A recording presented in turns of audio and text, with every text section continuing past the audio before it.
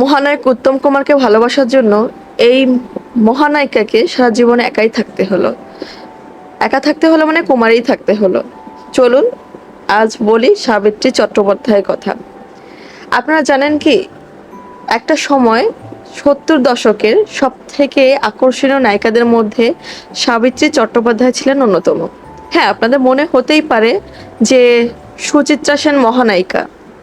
আসলে কি বলুন তো, সুচিত্রা সেন অনেক যাচাই বাছাই করে দেখা গেল যে আসলে সাবিত্রী চট্টোপাধ্যায়ের কাছে সুচিত্রা সেন সেরকম কিছুই ছিলেন না। সুচিত্রা সেন অনেক দাম্ভিক একজন অভিনেত্রী ছিলেন। হ্যাঁ, অনেক মার্জিত রুচিশীল অভিনেত্রী ছিলেন, কিন্তু মার্জিত বলা যায় না। মার্জিত মার্জিত যদি বলতে হয় তাহলে সেদিক থেকে এগিয়ে আছেন সাবিত্রী চট্টোপাধ্যায়। সাবিত্রী চট্টোপাধ্যায় একদম মনের অগোচরে, এক কথায় আছে না যে একান্ত নিজের মনে একপাক্ষিক ভালোবেসে গেছে আমাকে সে, ঠিক এরকম একটা ব্যাপার। সাবিত্রী চট্টোপাধ্যায় একপাক্ষিক ভালোবেসে গিয়েছিলেন উত্তম কুমারকে, মহানায়ক উত্তম কুমারকে। হ্যাঁ, মহানায়ক উত্তম কুমার অভিনয় জগতে ঢোকার আগে থেকেই তিনি বিবাহ বন্ধনে আবদ্ধ ছিলেন উমার সঙ্গে, এটা সবাই জানে। কারণ উত্তম কুমার ভীষণ চর্চিত মুখ আমাদের কাছে, তার জীবন সম্পর্কে আমরা সবাই জানি। তখন উত্তম কুমারকে পেতে সব নায়িকাই মনে হয় মরিয়া হয়ে থাকতেন।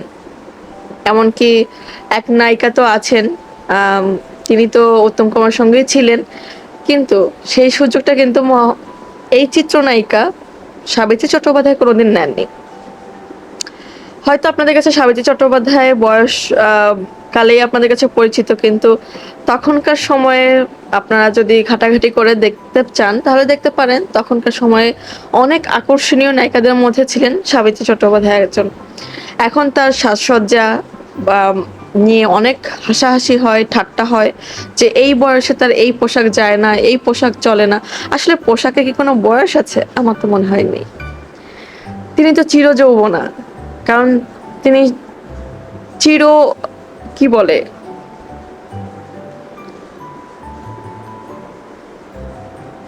কারণ তিনি চিরকুমারী, তার তো বয়সই হয় নাই। হ্যাঁ, আমি যদি বলি তিনি 16 বছরের, তাহলে আসলে 16 বছরের। আর তিনি মনে প্রাণেও 16 বছরের।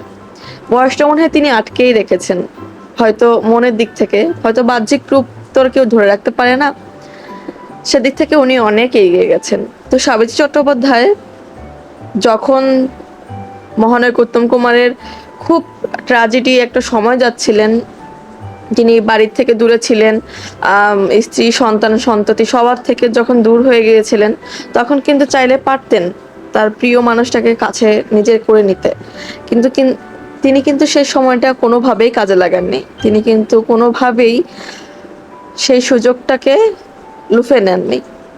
তিনি সম্পূর্ণভাবে মহানায়ক উত্তম কুমারকে সাপোর্ট দিয়েছেন, পাশে থেকেছেন, কিন্তু দূর থেকে ভালোবেসেছেন একদম একপাক্ষিকভাবে।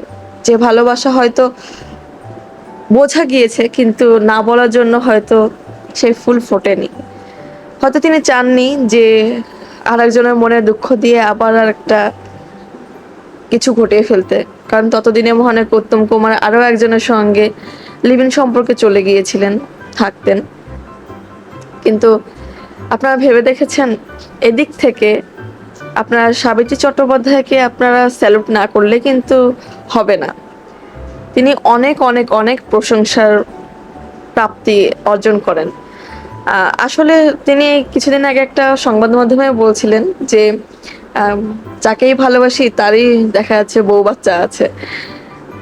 হয়তো এখানে অনেক হাসির একটা ব্যাপার থাকতেই পারে, কিন্তু হাসির আড়ালেও কিন্তু একটা চাপা কষ্ট থাকে, কান্না থাকে, কারণ তিনি ভালোবেসে গিয়েছিলেন মনে প্রাণে সমস্ত হৃদয় দিয়ে।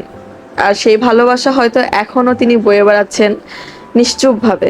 তিনি চাইলেই পারতেন কোনো না কোনো পুরুষকে গ্রহণ করতে, চাইলেই পারতেন জীবন সঙ্গী বানাতে, কিন্তু তিনি সেটা চাননি, কারণ তিনি নায়ক উত্তম কুমারকে মন থেকে কোনোভাবে দূরে সরায় রাখতে চাননি।